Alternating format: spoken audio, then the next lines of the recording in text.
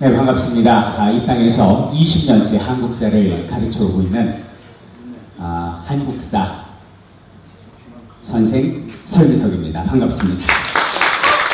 오늘 제가 독립영웅을 세 분을 좀 모셔보겠습니다. 오늘 주제가 뭐냐면 우리의 그 나라를 일본 제국주의로부터 구한 독립영웅들 이야기입니다. 왜 그 주제를 택했냐 하면은 제가 역사 선생이니까 역사를 이야기해야 되는데, 자, 올해가 광복 몇 주년이에요? 70주년. 그리고 우리 민족이 분단된 지 몇 주년? 70주년. 그리고 이 장소가 뭐죠? 바로 독립기념관이지 않습니까? 그래서 정말 나라가 없으면 우리 개개인도 없지 않습니까? 우리 나라를 구해내기 위해서 목숨을 바치신 우리 영웅분들을 모시고 싶었어요. 근데 그분들이 너무나 많거든요. 근데 이 자리에 시간상 다 모실 수 없어서 딱 세 분을 모셔봤습니다. 자, 그러면 이거 비긴 되네요. 그럼 첫 번째 분을 소개하도록 하겠습니다. 자, 우리 학생들 혹시 얼굴만 보고 이분이 누군지 아시는 분? 예, 우리 학생. 박수 한번 쳐주시죠. 네, 이름 한번 불러주실래요? 이분이 바로 안중근 의사십니다. 여기 혹시 그 의사라는 얘기 들어봤죠? 아직도 의사를 무슨 내과 의사, 외과 의사 이렇게 생각하는 사람은 없을 거예요. 자, 의사가 있고 열사가 있고 지사가 있습니다. 좀 어려운 건데 혹시 이거 차이점 아시는 분 계세요? 잘 모르시죠? 의사는 뭐냐면 무력으로 자신의 뜻을 내세우는 분들을 의사라고 해요. 그래서 우리나라 우리 민족 침략의 원흉인 일본의 이토 히로부미를 권총으로 처단한 안중근 의사가 됩니다. 좀 이따 나오시겠지만 수통폭탄으로 일본 제국주의 원흉들을 처단한 윤봉길 의사가 됩니다. 무력으로 처단했으니까요. 그럼 열사는 뭐냐면 무력을 사용하지 않고 자신의 주장을 관철시키려고 노력하신 이런 분들을 열사라고 불러요. 예를 들면 조금 이따가 모실 우리 여학생들 잘 들어야 돼요. 유관순, 대부분 누나라고 그러죠. 유관순 누나 그러지 말고 언니 그러지 말고 유관순 열사가 됩니다. 왜? 그녀의 손에는 폭탄이나 총이 아닌 태극기가 들려있었기 때문입니다. 그럼 마지막으로 여기는 지사는 뭘까요? 이 지사는 의사가 열사가 아닌 살아있는 사람, 지금 생존해 있는 사람 중에서 이 나라와 이 조국과 민족을 위해서 노력하는 분들을 지사라고 부르는데요. 아까 위원장님이 말씀하셨듯이 우리도 지사가 될 수 있어요. 우리가 학교에서 열심히 학생이니까 공부 배우고 혹은 자기 분야에서 최선을 다하고 열심히 강의하고 또 국민 대통합을 위해서 노력하시고 그러면 누구나 우리는 지사가 될 수 있다. 영웅이 될 수 있다. 이것을 다시 한번 말씀드리고 싶습니다.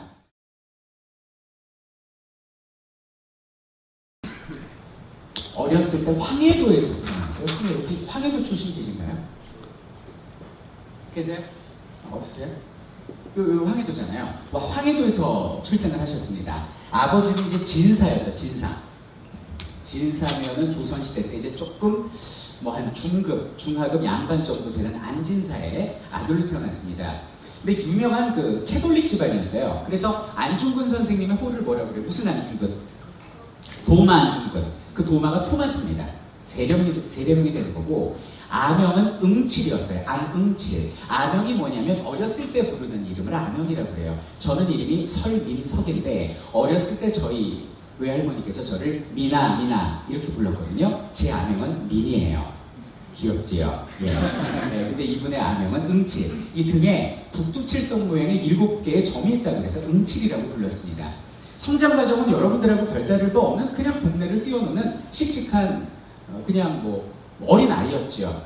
그러다가 이 동학농민운동이라는 일이 벌어집니다. 이 지배층에 너무 백성들을 괴롭히니까 농민들이 난을 벌이는 거예요. 근데 그 동학농민운동에 앞장섰던 청소년이 18살 김구 선생님 들어보셨어요? 백범 김구 선생님이고, 아이러니하게도 안중근 의사의 아버지 안진사는 동학토벌대장이었어요. 그리고 적으로 만나는데 젊은 어린아이가 너무 용맹스러우니까 이 김구 선생님이 키가 한 2m 돼요. 우리 위원장님도 거의 되게 크시잖아요. 더 크세요. 그러니까 되게 등치도 크고 용맹하거든요. 너 이리 와. 그래가지고 김구를 데려다가 아들처럼 키워요. 안진사께서. 그래서 안중근 의사하고 김구 선생님은 어렸을 때부터 형제처럼 지내죠. 그리고 말을 타고 팔쏘기를 함께하면서 저기든 일본인들이 우리나라를 넘보고 있는데 우리가 힘을 길러서 나라를 지키자라는 꿈을 어렸을 때부터 키우게 됩니다. 보통 뭐 이렇게 권총으로 쳐다나 보면 다 군인 출신인 줄 아는데 안 그래요. 시작이 선생님 출신이 많습니다. 여러분들 담당 선생님 한번 떠올려보세요. 교장 선생님도 계시고 담당 선생님들 천사 같죠. 이분들이 나라가 위기에 빠졌을 때는 의사도 되고 역사도 되는 거예요. 선생님도 하시고 대한공보라는 신문사에 기자도 하고 평범한 생활을 하셨어요. 이러다가 도저히 안 되겠다. 이러다가 우리가 일본한테 나라를 빼앗기겠다라는 생각에 이분이 어디로 망명을 하시냐면 러시아의 여기는 블라디보스토크로 망명을 하십니다. 그리고 의병을 조직해요. 의병을 조직해서 우리나라 국권 피탈 이전에 여러 차례 국내 진공작전을 펼치죠. 약 9차례 국내 진공작전을 펼칩니다. 그래서 수명의 일본군을 처단하고 2차 국내 진공작전 때는 10여 명의 일본군을 생포하는 전과를 세우죠. 영맹스러우셨어요. 그런데 이게 참 뭐를 옳다고 해야 되는지 처단해야 됩니다라고 얘기를 하는데 안의사는 풀어줍니다. 일본군을. 그 이유는 뭐냐면 포로는 합법적으로 인도주의적으로 대해야 되고 이들이 포로인 이상 풀어주는 것이 만국 공법에 위배되지 않는다. 이 캐톨릭 신자니까 그들을 풀어줬어요. 그러니까 윤리적으로 도의적으로는 굉장히 잘한 일인데 이 풀어준 일본인들이 독립군 기지를 그대로 고한 거죠. 본때에다가.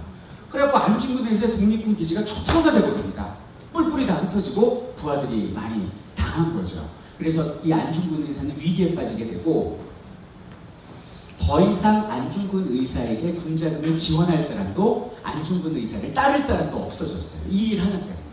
그래서 이 사람은 하루아침에 의병 대장에서 개인으로 전락하게 된 거죠. 근데 이것이 어찌 보면 역사의 운명일지도 모릅니다. 제 개인적인 활동을 할 수밖에 없으니까 이분이 어떤 활동을 하게 되냐면 1909년입니다. 1월 달에 우리나라가 일본한테 국권을 빼앗긴 게 1910년 8월 29일이거든요. 그래서 경술국치라고 그러는데 국헌 피탈 1년 전인 1909년 1월에 이분이 동지들을 만나서 손가락을 절단을 합니다. 이걸 단지동맹이라고 그러죠. 지금 손을 보시면 알겠지만 왼손의 모양새인데 여기 있는 검지가 여기는 새끼손가락하고 길이가 같죠. 여기 있는 요 끝에 손끝을 잘라냅니다. 그리고 혈서를 쓰고 도장을 찍는 거죠. 내 이 한 목숨 피를 바쳐 나라를 구하겠다는 겁니다. 자, 그러면서 기회를 엿보고 있던 중에 이쪽 만주에 가면 하얼빈이라고 있습니다. 여기는 하얼빈에 우리나라 침략의 원흉인 이토 히로부미가 나타난다라는 정보를 입수한 거예요. 대한공보 신문사로부터. 그래서 대한공보 신문사에서 여기는 안중근 의사에게 권총과 자금을 줍니다. 동지께서 처단해 주시오. 그래서 동지 나머지 2명과 함께 하얼빈 근처로 가죠. 그래서 다른 동지들은 채가구역에서 이토를 노리고 만약에 실패했을 때는 내가 하얼빈에서 그를 처단하겠습니다. 이렇게 계획을 세웠는데 문제는 뭐냐면 채가구에 기다리고 있던 동지들이 실패해요. 보초스는 러시아 군인들이 밖에서 문을 걸어 잠근 거예요. 그래서 못 나갑니다. 역에. 그래가지고 하얼빈에 서 있는 안중근 의사가 이토를 만나게 된 거죠. 그리고 이토에게 다가가서 오전 11시, 지금하고 비슷한 시각이었죠. 비슷한 시각에 1909년 10월 26일입니다. 10월 26일 날 이토에게 3발의 총탄을 날립니다. 그리고 혹시 이토가 아닐 수 있으니까 주변에 있는 침략의 원흉들, 비슷하게 생긴 사람들에게도 총탄을 날리게 되죠. 그래서 이토를 처단하게 되는 바로 여기는 안의사였습니다. 자, 이제 보통 처단하고 이제 끌려갔어요. 그럼 보통 사람이면 어떻게 해요? 아무래도 고문을 당하고 그러면 잘못했어요 이럴 수도 있고 그렇게 두려움을 떨 수도 있는데 얼마나 기가 뛰어나셨는지 그 간수 있죠, 간수. 안중근 의사를 어떻게 그 감옥에서 이렇게 관리하던 간수조차도 안중근 의사를 존경했고요. 안 의사께서 또 명필이셨는데 글씨를 써주면 그걸 받으려고 줄을 서서 기다릴 정도로 굉장히 뛰어나셨던 분입니다. 혹시 누군지 아시나요? 너무 잘하시네요. 이분이 바로 유관순 누나 언니도 아닌 유관순 열사가 되십니다. 유관순 열사도 여기는 우리 친구들처럼 그냥 평범한 소녀였습니다. 평범한 가정에서 태어났는데 아버지가 또 이번엔 또 기독교 집안이에요. 기독교 집안. 그래서 옛날의 여성들은 그 교육을 받지 못했어요. 그러니까 외국 기자가 쓴 글에 보면 이런 말이 나옵니다. 조선에 와봤더니 짐승보다 못한 취급을 받더라 여자들. 그래서 제목이 노새, 말이죠 말 노새보다 못한 조선 여인이라는 제목의 기사가 오늘도 전해져 내려오거든요. 그러니까 교육을 못 받는데 여기는 아버지가 이제 기독교인이다 보니까 미션 스쿨이라고 해서 종교인 학교에 딸아이를 보낸 거예요. 그게 그 유명한 이화학당입니다. 그 이화학당이 지금도 저희가 이화여고 이화여자대학교의 전신인 이화학당에 이제 입학을 하죠. 그래서 이화학당에 있을 때 너무 귀엽죠. 우리 유관순 열사의 모습이 되겠습니다. 여기 지금 유관순 열사에서 그냥 어린 아이였어요. 그런데 이 교육이 얼마나 중요합니까? 지금도 여러분들 인생이 이랬으면 좋겠어요. 오늘 이 강연 이전과 이후로 바뀌었으면 좋겠어요. 이게 교육이거든요. 교육을 받으면서 자각을 한 거죠. 그전에는 여자인 내가 뭘 할 수 있겠어? 아니야 여자는 밥짓다 빨래하다 그냥 애 낳고 죽는 거야. 이런 생각을 하다가 배우면서 아니 프랑스에 잔다르크라는 영웅이 있어? 근데 여자야? 그래 나도 잔다르크처럼 이 나라를 구할 거야 라고 몇 번이고 돌렸다는 거 아닙니까? 실제로. 그리고 또 하나 나는 백의 천사 나이팅게일처럼 천사 같은 마음씨를 가져야지. 이 교육의 힘도 그녀가 점점 변하게 됩니다. 이 조선 백성의 일환임을 깨닫게 되고 내가 이 나라를 구해야겠다는 생각을 가지게 되죠. 그러다가 3.1운동이 터진 겁니다. 막 대한민국민 만세 소리가 막 종로에서부터 시작해서 막 들리는 거예요. 이화학당에서 학생들이 나가려고 합니다. 그때 이제 그 미션 스쿨이니까 프라이 선생님하고 밀턴 선생님하고 미국 분들이셨어요. 근데 교장 선생님이 막았습니다. 얘들아 위험하다 나가지 마. 딸들이니까 소녀들이니까 나가지 마라고 했는데 차라리 나 밟고 나가라고 얘기해요. 그러니까 유관순 열사께서 선생님 너무 죄송합니다 그러면서 안 보이게 뒤로 담을 넘어서 나가요. 그래서 3.1운동을 주도를 합니다. 서울에서. 그리고 이제 고향으로 내려가니까 고향이 천안이에요. 천안. 충청도청. 여기. 천안 여기가 고향이에요. 그래서 병천순대라고 들어갔죠. 병천이 이제 우리말로 아우네요. 내가 동시에 흐른다는 건데 여기는 천안으로 내려와가지고 어른들을 오히려 규합합니다. 이 어린 소녀가 어른들을 모아놓고 서울에서 이런 일이 있었으니까 우리도 한번 만세운동 해야 되는 거 아닙니까? 세계만방에 우리 독립의식을 보여야 되는 거 아닙니까? 그래서 한 달 뒤인 4월 1일 날 바로 아우네에서 만세 시위를 주도하신 분이 여기는 유관순 열사예요. 근데 중요한 건 이때 일본군의 가혹한 총칼의 탄압에 아버지하고 어머니가 목숨을 잃어요. 자꾸 사람을 죽이니까 아버지가 나섭니다. 왜 저런 사람 죽여? 아버지가 목숨을 잃어요. 그러니까 어머니가 나도 죽여라 이놈들아. 어머니가 목숨을 잃어요. 이때 그녀는 완전히 철회연애로 바뀌고 아버지의 시신을 들쳐업고 다른 사람들과 함께 들쳐업고 헌병 주세조 앞에 가서 시위를 합니다. 이제 그녀는 가족도 없죠. 그래서 서울에 있는 서대문 형무소에 수감되게 되는데 기가 막힌 것도 형무소에서 오빠를 만나요. 또 오빠도 잡혀온 거죠. 어머니 아버지 돌아가시고 오빠도 잡혀있고 근데 더 이상 무슨 내가 이승에 미련이 있겠느냐. 그래서 재판장에 가가지고 판사가 어디 이렇게 공부나 하지 말이야 쓸데없이 시비질이냐 하냐고 그랬는데 그때 걸상을 집어던졌단 말이 있어요. 당신네들이 도적이다. 멀쩡하게 평화롭게 사는 나라를 당신들이 침략하고 우리 민족을 짓밟고 있으니 재판을 받으려면 당신들이 받아야지. 죄인이라면 당신들이 죄인이지 왜 나한테 죄인이라고 합니까? 라고 당당히 말씀했어요. 네, 그래서 옥중에서 99가지의 고문을 받았다는 거 아닙니까? 제가 작년 겨울이죠. 아니 재작년 겨울이구나. 서대문 형무소에 직접 가서 유관순 열사가 갇혀있던 감옥방에 들어가 봤는데 이 옥중에서도 만세 시위를 해요. 그 수감된 사람들을 이끌고. 그랬다 지하 독방에 갇히는데 제가 약간 폐소공포증이 있거든요. 숨을 못 쉬어 죽는 줄 알았어요. 그러니까 그 조그만 독방인데 햇빛도 안 들어오고 일어나 앉을 수 없고 발을 뻗어 잘 수 없고 그냥 이런 데서 그 안에서 고문받고 견디시다가 그만 고문 후유증으로 18살에 나이로 세상을 마감하신 분이 유관순 열사십니다. 안중근 의사 31세, 유관순 의사 18살입니다. 1930 1930년대에 또 한 명의 영웅이 등장을 하십니다. 이분 혹시 누군지 아시는 분이요? 혹시 제가 한번 여쭤봐야겠네요. 혹시 네, 직접 여쭤보게 누군지. 네, 윤봉길 의사십니다. 그 윤봉길 의사하고 혹시 어떤 관계가 있으신지? 유치바지? 저희 할아버님이시니까. 네, 손녀분이십니다.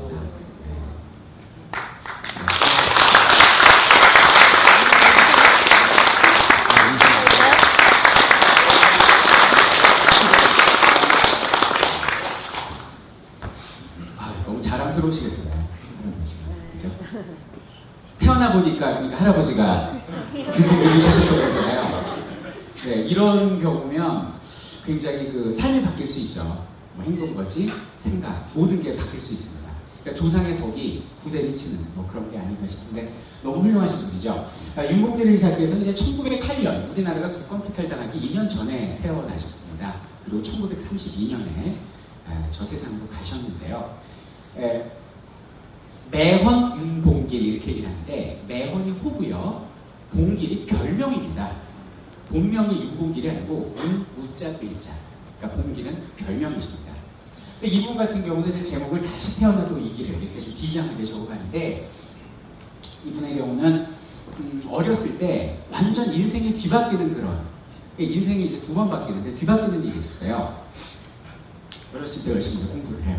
여러분들 저 학생이에요. 19살 나이에 공부를 하고 학교에서 공부하고 있는데 한 남자가 그 표지 이렇게 방향 나타내는 거 20m 가면 뭐 있다 뭐 이런 거 있잖아요.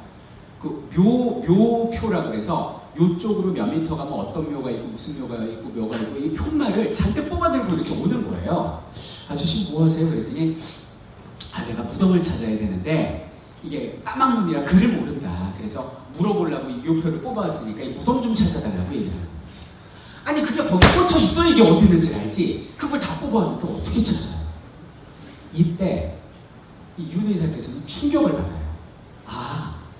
이런 무식이 나라를 망국에 이르게 한 근본이구나.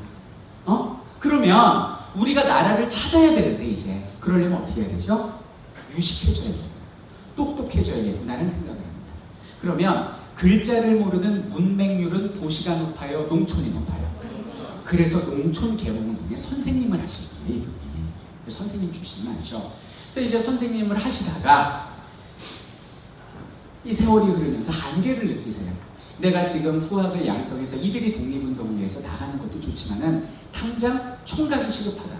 언제까지 내가 이렇게 좀 간접적인 노력을 할 수 있겠는가? 내가 직접 나서서 일본과 싸워야겠다라는 생각을 합니다. 그리고 중국으로 이제 가시게 되죠. 그래서 동지들이 돈을 모아주는데 그 돈도 그냥 내가 빌어받지 않겠다 그래가지고 중국에 가서 세탁소에서 1년 동안 아르바이트라고 그러죠. 일을 하시면서 돈을 모아가지고 그 돈을 다 갚았어요.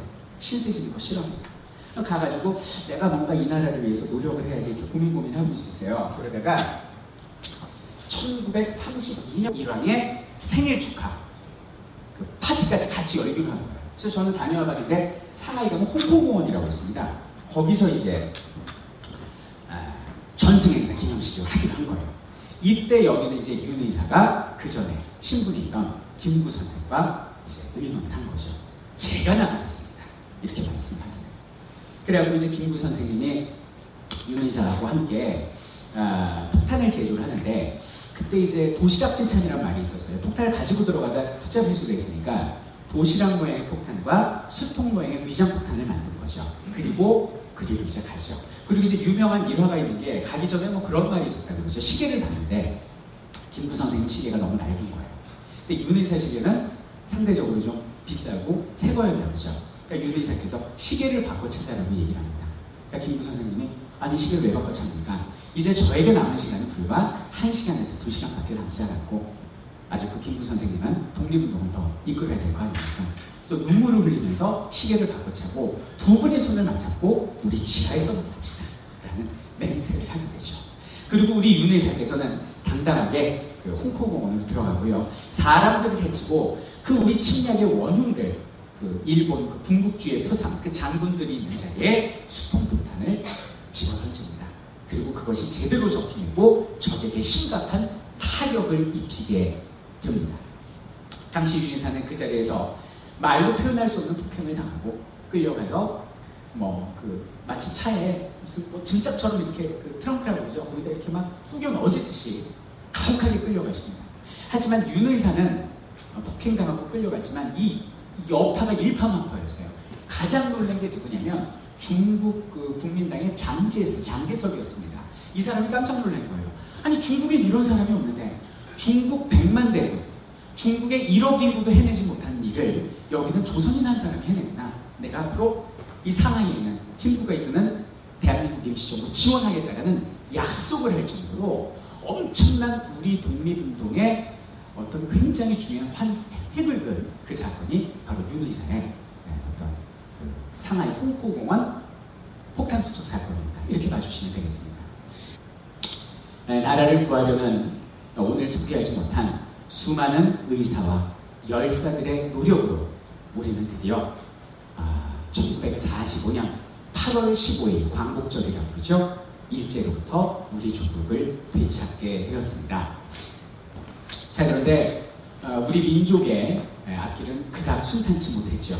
씻을 수 없는 상처를 남기는, 정말 일제강점기에 독립을 위해서 함께 싸웠던 동지들이 이제 서로에게 총구리를 들이대는 6.25를 겪게 됩니다. 자, 6.25 이후에 폐허가 되는 모습입니다. 자, 그리고 우리는 이 폐허 속에서 다시 일어서야 했습니다. 그래서 열심히 노력을 했습니다. 1960년대, 70년대 산업화의 모습입니다. 그 산업화의 영웅들이 이 앞줄에 나와 계십니다.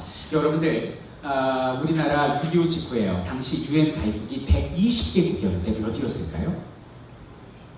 119위. 꼴찌에서 두 번째였습니다. 우리 밑에는 아프리카 있었어요. 그런데 지금 대한민국 어떻습니까? 지금 UN 가입국이 200여 개국이죠. 15위입니다. 이렇게 발전을 했어요. 자, 발전상을 볼까요? 이렇게 산업화의 결과 한강의 기적을 이뤘고요. 이것이 바로 경제 발전입니다. 수출, 무역, 경제 발전. 이게 다 우리 선배들의 노력이고요. 그리고 88 서울올림픽을 중심으로 기점으로 다시 한번 도약하고 2002년에는 여기는 올림픽, 월드컵이 치러집니다. 여기 계신 그 국민대통합위원회 위원장님이 이때가 이제 김대중 대통령 시절인데 그때 비서실장을 하시면서 여기는 월드컵을 유치하신 주역이시죠. 그 주역이 이렇게 이 자리에 계시고요. 지금은 또 어떻습니까? 저분 누구죠? 싸이죠. 전 세계에 한류 붐을 일으키고 있는 것이 지금 우리의 대한민국이 됩니다.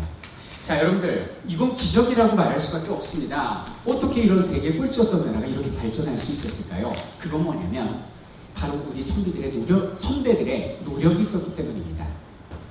일제강점기를 사셨던 우리의 선배들은 나라를 되찾는 것이 급선무였기 때문에 목숨을 걸고 독립운동에 나섰습니다. 손에는 권총이, 수통폭탄이, 그리고 태극기가 들려있었죠.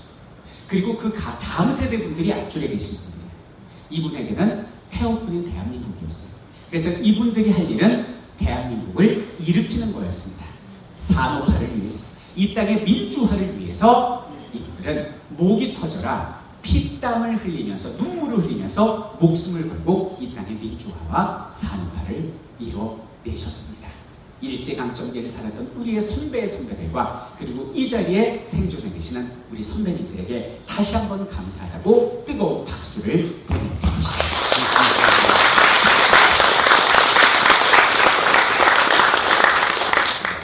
그래서 처음 말씀드렸다시피 우리 한 사람 한 사람이 지사가 되고 우리 한 사람 한 사람이 영웅이 될 수 있는 길, 그 길은 자기 분야에서 최선을 다하는 길이라고 생각합니다.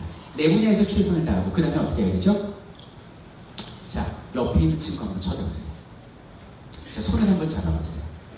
우리가 하나가 되어야 됩니다. 역사는 우리에게 무서운 교훈을 주고 있습니다. 분열의 끝은 망국이요, 통합의 끝은 번영이다. 우리 모두가 하나가 되어야 됩니다. 이념 갈등, 세대 갈등, 지역 갈등 다 떨쳐버리고 남남 간의 통합을 먼저 이루고 그 뒤에 남북의 통합을 이루는 이런 과정을 통해서 우리 민족이 진정 하나로 통일될 수 있다고 생각을 합니다. 각자 분야에서 최선을 다하고 그들의 손을 맞춰줍시다.